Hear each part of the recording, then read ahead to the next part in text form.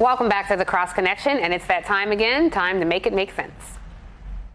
The Democrats control the House and the Senate, but they're negotiating daily with the Republicans about the scope of a January the 6th inquiry and hearings. January the 6th was potentially the worst assault on democracy since the Civil War. Is this approach by the Democrats in working with the Republicans just politics, procedural, or an approach that they must take legally? Thank you.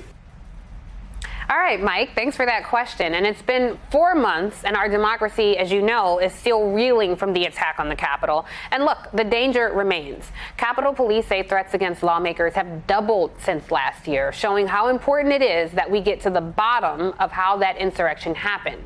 One way to do that may be a commission like the one formed after 9/11 that could piece together what happened that day and the failures of intelligence, policing, and leadership that led up to it.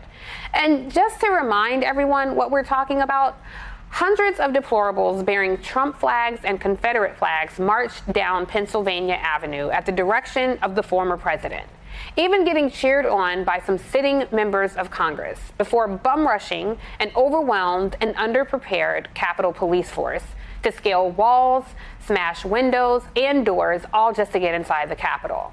Now, these so-called patriots looted offices and destroyed whatever they could get their hands on. All of this to stop the lawful certification of a lawful election.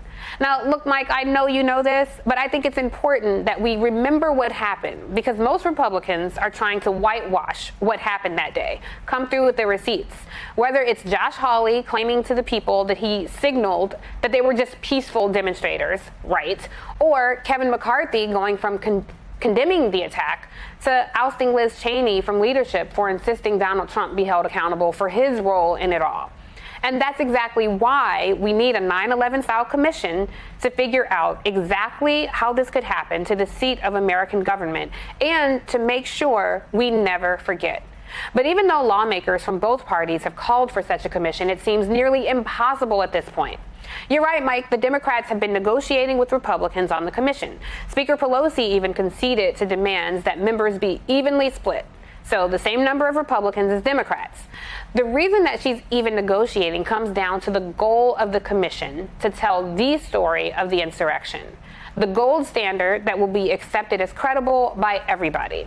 The idea is that won't happen if Democrats go full steam ahead with a one-sided investigation. So the conventional wisdom is you need bipartisanship for credibility. But when one party is trying to tell us that this never happened, there may be no way to move forward, which may be why there's no progress toward actually forming that commission. So it comes to no surprise, Democrats are hitting a negotiations brick wall. And if I have to be honest, I'm honestly not that optimistic we'll see any meaningful investigations into January 6th come out of this Congress. But I will say I take comfort in knowing at least the FBI is not letting up or sleeping on these criminals. More than 440 insurrectionists have been charged, and agents say they're still rounding up the worst of the worst.